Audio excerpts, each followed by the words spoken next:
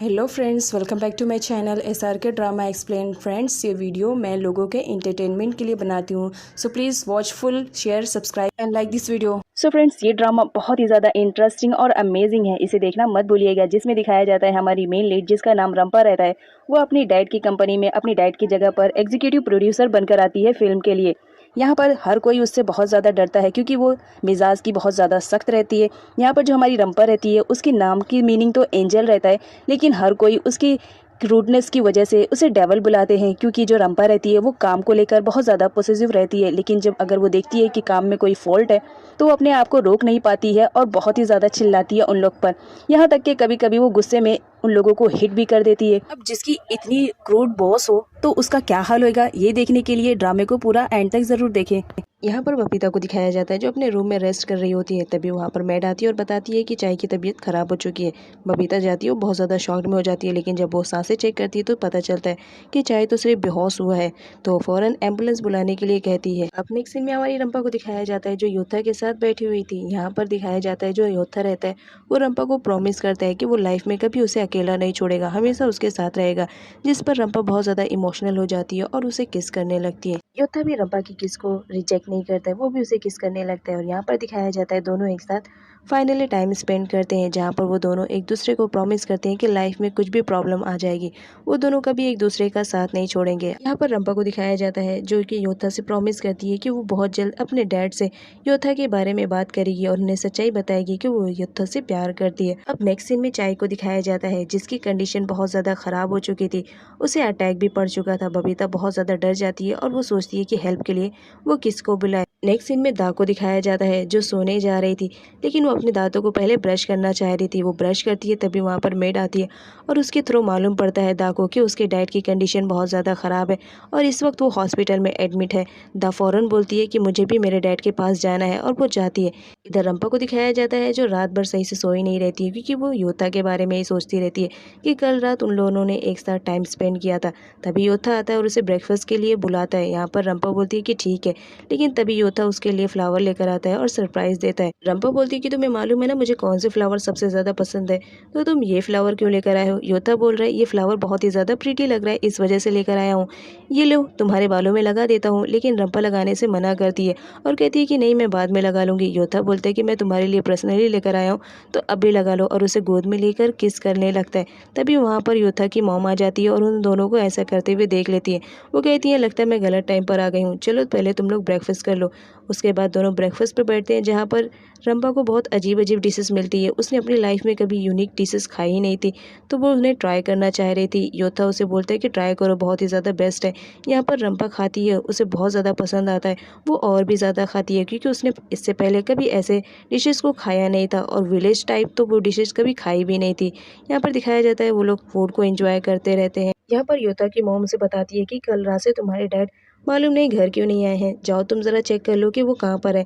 तो जो हमारा योद्धा रहता है वो रंपा के साथ जाता है अपने डैड का पता करने के लिए। तो फाइनली उसे उसके डैड मिल जाते हैं, लेकिन यहाँ पर दिखाया जाता है जो रंपा के डैड रहते हैं उन्हें ड्रिंक करने की हैबिट रहती है। वो बहुत ज़्यादा ड्रिंक करते हैं और जुआ भी खेलते हैं, जिसमें वो बहुत सारे पैसे हार चुके थे।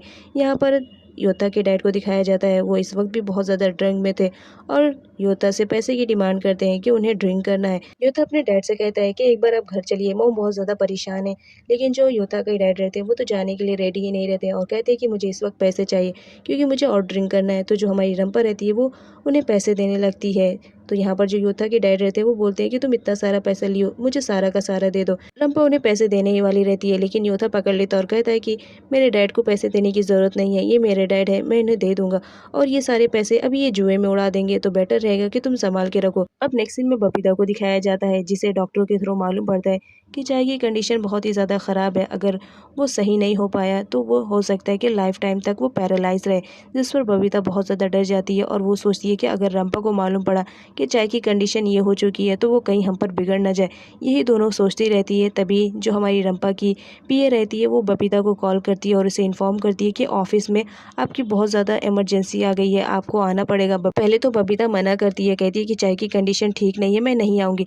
लेकिन बाद में जब पीए फोर्स करती है आने के लिए, तो वो रेडी हो जाती है और कहती है कि ठीक है मैं आ रही हूँ। नेक्स्ट सीन में दिखाया जाता है बबीता को, जो कि फाइनली कंपनी में पहुँच चुकी थी। यहाँ पर उसे मालूम पड़ता है कि कंपनी में जो शेयर्स थे उनके साथ कुछ तो गड़बड़ घोटाला हुआ है। उसकी कंपनी से काफ़ी शेयर्स चले गए हैं और किसी ने ख़रीद लिया है, लेकिन यहाँ पर पीए को कंफर्म नहीं रहता है कि वो शेयर्स किसने खरीदे हैं। यहाँ पर नेक्स्ट सीन में दिखाया जाता है बबीता को, जो फ्रैंक के साथ मिली हुई थी और जो चाय की कंपनी के शेयर्स थे वो फ्रैंक को बेच रही थी, वो भी कम अमाउंट में, ये कहते हुए कि आगे चल के तुम मुझे इसका प्रॉफिट आधा डिस्ट्रीब्यूट करोगे। फ्रैंक भी इस बात के लिए रेडी था और वो कहता है कि मैं आधा नहीं, मैं तुम्हारे साथ पूरा पार्टनरशिप करूँगा। बबीता के दिल में लालच रहती है, वो सोचती है कि फ्रैंक के साथ मिलकर मेरी लाइफ आगे बहुत ही अच्छी होने वाली है। इस वजह से वो फ्रैंक के साथ हाथ मिलाकर चाय की कंपनी को बर्बाद कर रही थी। अब नेक्स्ट सीन में रंपा और योथा को दिखाया जाता है, जो अपने लाइफ के बेस्ट मोमेंट को एंजॉय कर रहे थे। तभी वहाँ पर एक लड़की की एंट्री होती है, जो योथा को बताती है कि उसके डैड का एक्सीडेंट हो गया है। जब वो योथा अपने डैड के एक्सीडेंट के बारे में सुनता है तो बहुत ज़्यादा शॉक्ड हो जाता है और फटाफट जाता है, जहाँ पर वो देखता है कि उसके डैड का एक्सीडेंट हो चुका था और उसके डैड अब इस दुनिया में नहीं रहे, उनकी डेथ हो चुकी है। यहाँ पर योथा की मॉम का दिखाया जाता है, जिनका बुरा हाल रहता है अपने हस्बैंड को खो के।